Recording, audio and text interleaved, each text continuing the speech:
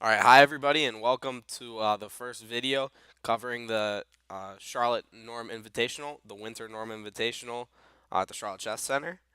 Um, this is the fourth installment of the Norm tournament in Charlotte, and we have 30 players in three different groups. So, starting out with Group A, the GM Norm group,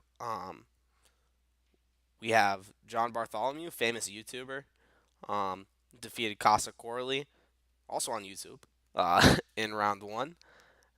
Kalkstein defeated Kevin Wang, uh, and then three draws, only two decisive results. So Pragnananda drew against Angel Lopez or Angel Lopez, and Pragnananda Pragnananda is a young player looking to get his second GM norm from India. And then we have GM Panchanathan drew against GM Escobar.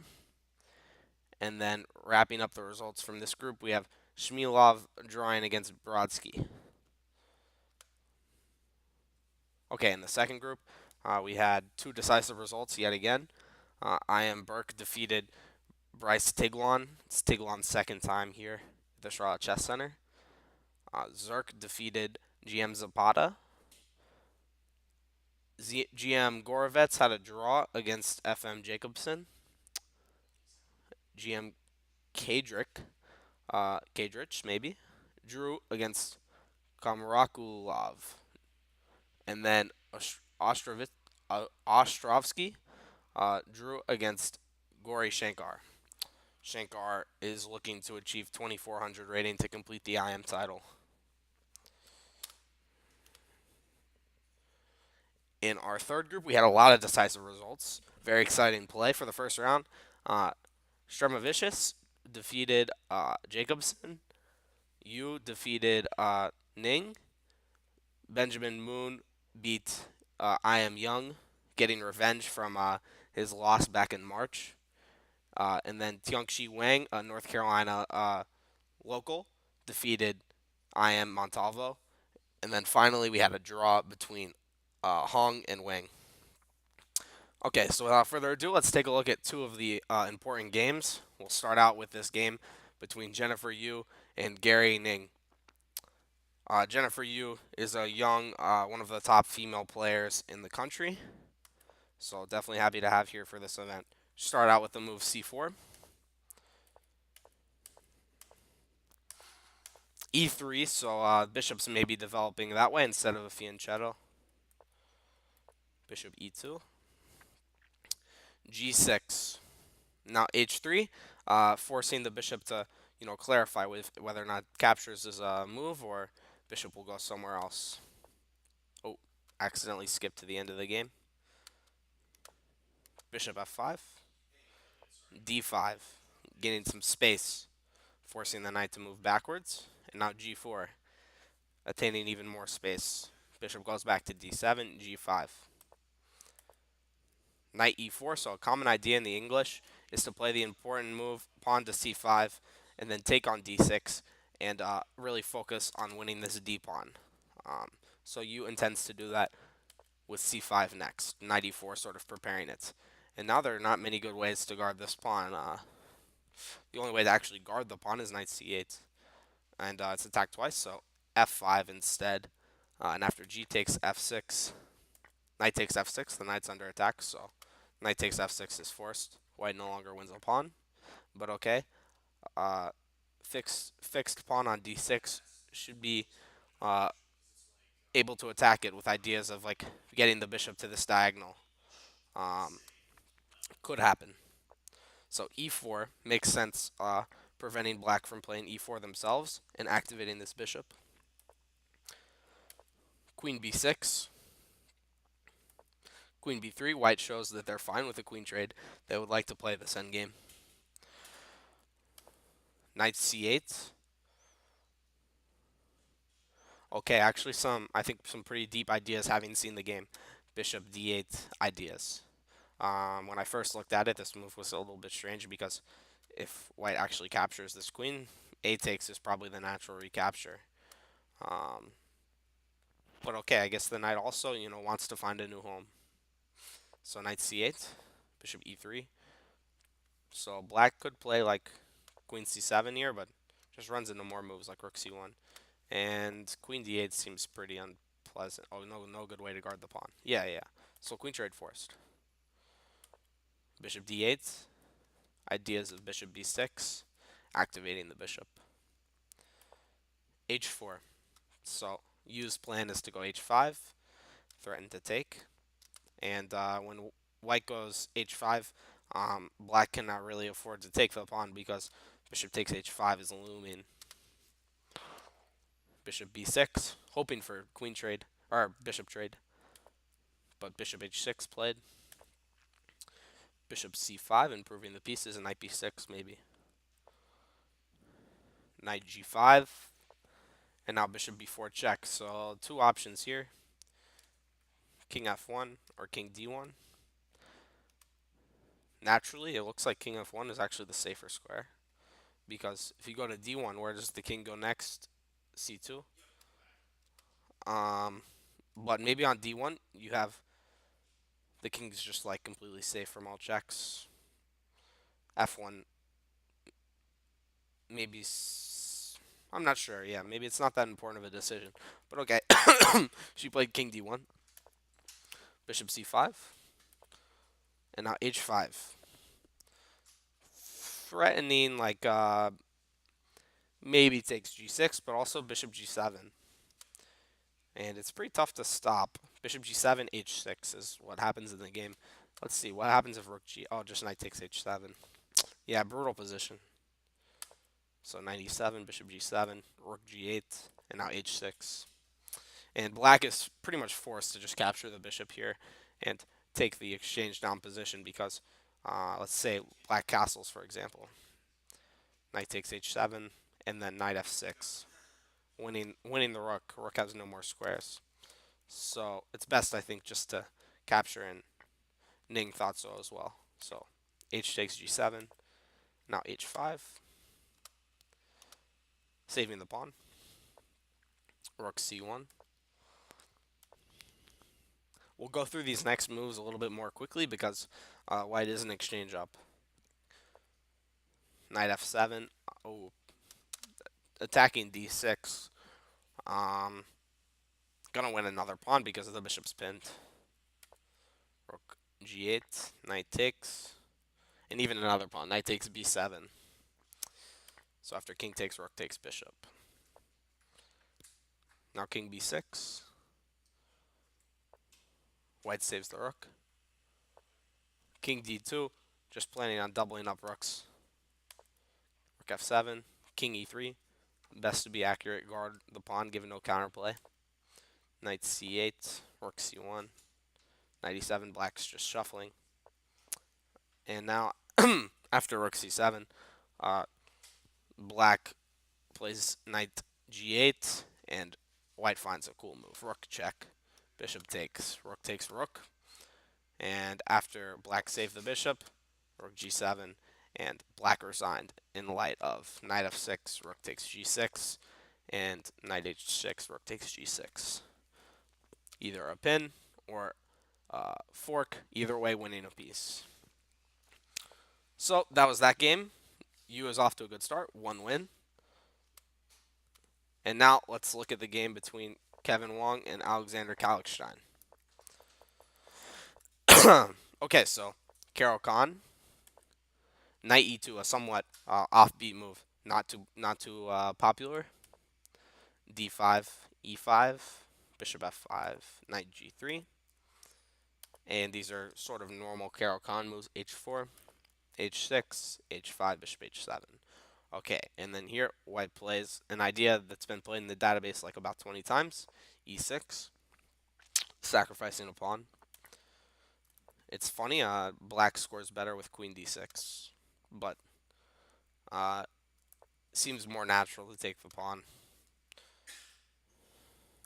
So take the pawn, d4, queen d6. These moves had all been played before. f4, g5, takes. Okay, and white's idea with the e6 pawn sacrifice was that black's king side will be weak and some light squared weaknesses. So black is forced to trade, and black will no longer castle, despite being up the pawn. No, nah, maybe king safety a bit of an issue. So knight f6, queen g6 check, forcing no queenside castles anymore. King d8. Yes, this move makes a lot more sense than king d7 because king d7 not only takes away this development square for the knight, it also will run into some sort of knight check at some point. Like a knight is coming to one of these two squares. So queen check, king d8 makes more sense than king d7 for sure. Okay, knight c3. Seems a little bit unnatural to put the knight there, but maybe it's just a temporary home. Yep, that's exactly what it is. Because you want to probably play pawn c3 to guard this pawn at some point. Rook g8, queen back to d3, knight a6, a3 preventing knight b4, c5, knight e2 takes. Let me see. I wonder about this move. Yeah, no, computer doesn't like it. Okay, yeah, just why not take the pawn? Get rid of a central pawn. b4. So I guess white didn't want this position to occur. Yeah, why would you want to allow, like the knight to get to e4? So white played b4 to prevent knight c5,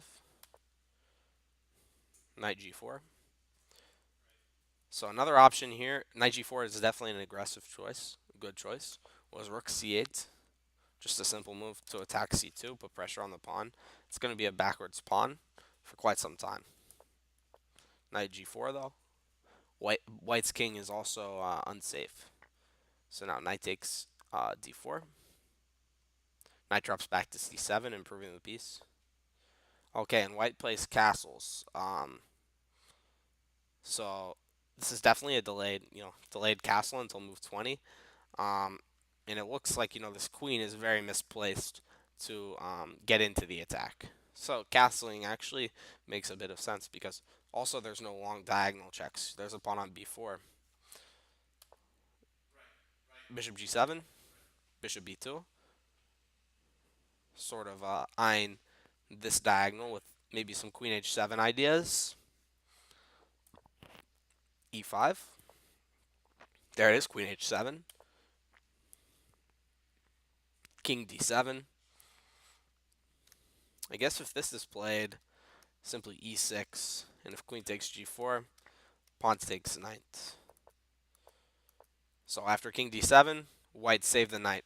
Okay, here was actually a really interesting moment in the game because white has like 4 viable options for squares to go move the knight, well, one being this move.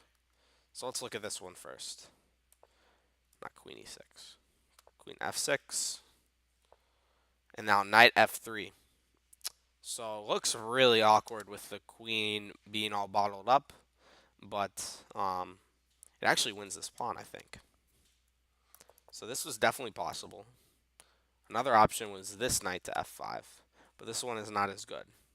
After queen b6 check, king h1, black cannot quite get away with knight f2 check because of this following line. Knight e4. If black avoids capturing the knight, goes like queen b6 or something, knight c5 check is possible. And after a move like this, white simply captures the rook. So black would be lost there. And if black captures the knight, rook d1 check comes. And again, black cannot go to the back rank because of queen takes g8. So black would be forced to play something like king c6, king e6. Oh, knight d5. I'm shocked that this is not the computer's choice. -1. Now it's +1 again. Okay. Oh, this changes things because when rook takes knight is played, king can attack rook. Okay, but extremely complicated position. Um, Regardless, on knight f2 check, I just thought that that was interesting. The knight e4 move was very cool. I wanted to show that in the video. Um, but yeah, instead of knight f2 check, black simply retreats with the knight and attacks the queen. And after queen g6, black plays knight e4, forcing queens off. And in this position, black should have a pretty pleasant endgame, slight edge for black. Okay, so that's why that move wasn't played. And then there's also a move like knight f3, but this might run into e takes f4 or e4. Okay, so knight b3 was played in the game, rook f8, and now rook e1. And this e5 move opened up some lines for the queen to come in. So queen f6, queen coming to h4, rook f3, queen h4, and very quickly black's position or white's position is falling apart. This move rook f3 was to guard the knight. Notice how queen h2 check is not the biggest threat because there's no follow up. Okay, like let's say white just plays a4. Queen h2 check doesn't really do anything because after king f1 there's no queen h1 because the knight takes queen.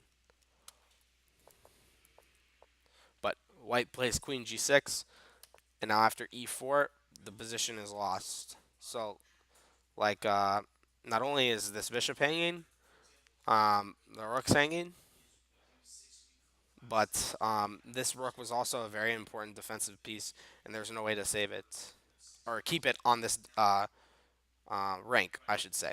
Rook f1 runs into mate. So white simply plays bishop takes bishop, and after pawn takes rook, the position is really falling apart with the knight hanging, f2 threats, queen h2 in the air. This bishop's pinned, and so white just plays knight c5 check, and then here resigned because of no good moves. Okay, so thank you guys for watching. Please tune in for the recap videos of rounds 2 through 3. Should be posted either tonight or tomorrow morning.